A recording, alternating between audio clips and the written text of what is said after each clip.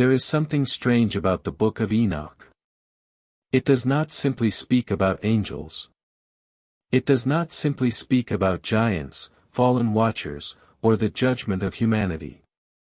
It also contains an astonishing description of the heavens. The sun. The moon. The stars. Their appointed courses. Their seasons. Their movements. And according to Enoch, these things were not random. They followed laws. Ancient laws established within creation itself. And then Enoch connects the order of heaven with something far more terrifying. Judgment. A final reckoning. A world in which the wicked are exposed, the righteous are vindicated, and the present order of things gives way to something new. And this raises a question that has fascinated readers of Enoch for centuries. Was Enoch describing celestial signs connected to the end of the age? Because buried inside this ancient book is an entire section devoted to what it calls the courses of the heavenly luminaries. And when you understand what Enoch actually says, the story becomes far more mysterious. But before we go any further, there's something you need to know. The Book of Enoch is not treated the same way by every Christian tradition. The Ethiopian Orthodox Tewahedo Church preserves Enoch within its biblical canon. But most Catholic, Protestant, and Eastern Orthodox traditions do not consider 1 Enoch part of the Bible. Yet the book is ancient. Fragments of Enoch were discovered among the Dead Sea Scrolls, demonstrating that traditions contained in the work circulated in the Second Temple period. And one of the most fascinating parts of the book deals specifically with the heavens. So stay with me. Because by the end of this video, we're going to look at what Enoch actually says about the sun, moon, stars, judgment, and the coming transformation of creation. And we will also separate the ancient text from the modern predictions people sometimes attach to it. If you enjoy exploring the Bible, ancient mysteries, and forgotten texts, subscribe now, because that's exactly what we imagine being taken beyond the ordinary world. Now let's go back to the beginning. According to the narrative, Enoch receives revelations from heavenly beings. And one of the revelations concerns something surprisingly mathematical. The movement of the heavenly bodies. In chapters 72 through 82, Enoch describes what is commonly called the Book of the Heavenly Luminaries. He describes the sun entering and leaving heavenly portals. He describes the moon. He describes the stars. He describes seasons and appointed times. And he presents the heavens as operating according to an established order. In chapter 72, Enoch says that the angel Uriel showed him the courses of the luminaries and their relationships according to their seasons and appointed places. This is important. Because Enoch isn't looking at the sky merely as something beautiful. He is treating the heavens as a divinely ordered system. The sun does not simply appear. It follows its appointed course. The moon does not simply wander. It has its own order. The stars are not merely scattered lights. They occupy a system. And to Enoch, this heavenly order tells us something about the Creator. The universe is not chaos. There is an order behind it. But here's where the story becomes even more interesting. Because later in Enoch, the heavens are no longer simply part of an astronomical description. They become connected with the end of the age. And that connection changes everything. Throughout Jewish apocalyptic literature, heaven and earth are often connected. What happens in the spiritual realm can affect what happens in the human world. And in Enoch, the coming judgment is not presented as an ordinary historical event. It is cosmic. The book repeatedly looks beyond individual human death toward a final reckoning. The wicked will not escape forever. The righteous will not suffer forever. And eventually, judgment arrives. In the later sections of 1 Enoch, we encounter visions concerning judgment, the righteous, the wicked, and the future transformation of creation. The so-called Apocalypse of Weeks in chapters 91 and 93 presents history as moving toward a climactic conclusion. There is judgment. There is destruction of wickedness. And then comes something extraordinary. A new heaven. In one passage, Enoch describes the first heaven passing away and a new heaven appearing. Think about what that means. The message isn't simply, the world will become better. It is something much larger. The very order of creation is being transformed. And this is where the celestial theme becomes so powerful.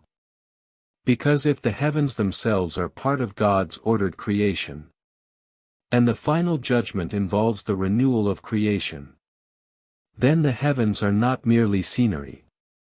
They become part of the story. But we have to be careful here.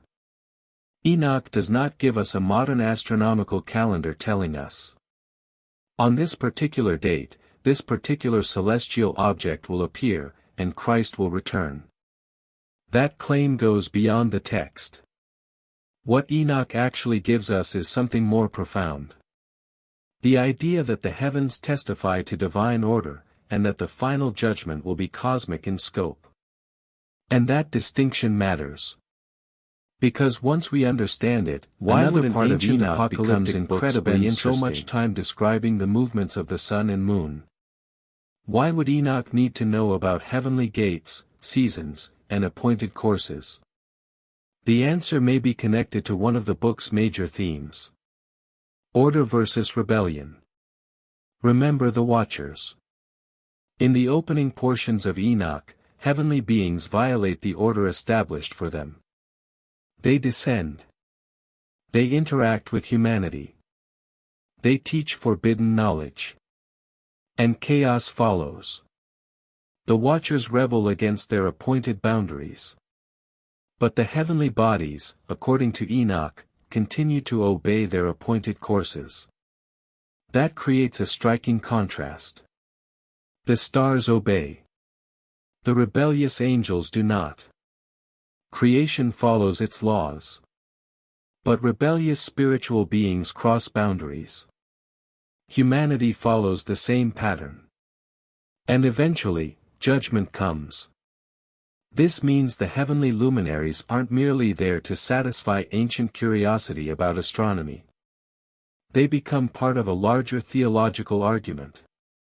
God establishes order. Creation follows that order. Rebellion violates that order.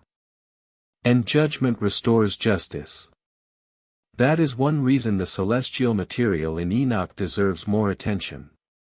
The heavens are functioning almost like a cosmic witness. They testify that there is an established order. And if the universe has an order, what happens when humanity reaches the moment when that order is finally judged?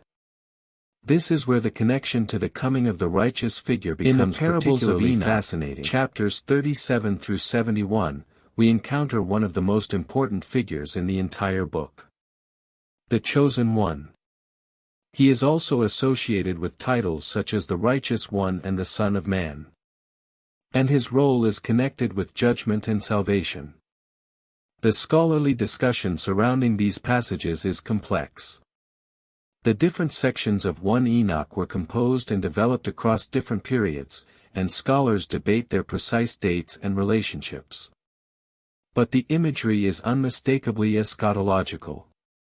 There is a coming judgment. There is a righteous figure associated with that judgment. The wicked are exposed. The righteous are vindicated. And the world moves toward a final transformation. Now think about the title of our video. The Book of Enoch reveals a celestial sign before the second coming. We need to understand what that means carefully. Enoch does not use the phrase, second coming, in the same Christian theological framework that later Christians developed from the New Testament. The book predates Christianity in much of its development. So we shouldn't force a later Christian doctrine directly into every line of Enoch. But there is an undeniable conceptual connection. Enoch speaks about a coming righteous ruler. It speaks about final judgment. It speaks about the end of the present order. And it speaks about heavenly phenomena and the transformation of creation. Later Christian readers naturally noticed parallels between this kind of apocalyptic imagery and New Testament teachings about the return of Christ and cosmic signs. And that is where the mystery begins. Because Jesus himself speaks in the Gospels about signs in the heavens in connection with the coming of the Son of Man. The New Testament book of Revelation also uses cosmic imagery to describe the final judgment. So Enoch sits within a much larger ancient tradition of connecting heavenly signs with divine intervention and the end of the age. But there's still one question. If Enoch describes the heavenly order, and if the final judgment is cosmic, this is where many modern interpretations go wrong. What exactly is the sign? Whenever people hear celestial sign, they immediately think of an eclipse, a blood moon, a comet, a planetary alignment, a mysterious star. And then somebody discovers an astronomical event happening soon and declares, Enoch predicted this. But that is not what the ancient text actually says. The Book of the Heavenly Luminaries is primarily concerned with the ordered movements of the heavenly bodies. Its purpose is not to identify a modern astronomical event. And the later judgment passages are not written like a modern scientific prediction. They are apocalyptic visions. Their language is symbolic, theological, and cosmic. So if someone tells you, Enoch specifically predicted that a particular eclipse in the 21st century will announce the return of Christ, be skeptical. You won't find that straightforward prediction in the text. But here's what makes the story even more powerful. The real message may be bigger than a date on a calendar. Enoch presents the heavens as evidence that creation has an appointed order. And when the final judgment arrives, creation itself is transformed. The question isn't simply, which star should we watch? The deeper question is, what does the order of heaven tell us about the certainty of divine judgment? That is a much more ancient idea. And it fits the overall message of Enoch. The wicked may appear to prosper. The righteous may appear forgotten. The fallen may appear to have escaped judgment. But Enoch insists. They have not. There is a record. There is a judgment. And there is a day when the hidden things will be revealed. That is the warning. And perhaps that is why the celestial imagery matters so much. The heavens continue their courses. The seasons continue. The sun rises. The moon appears. The stars remain in their appointed places.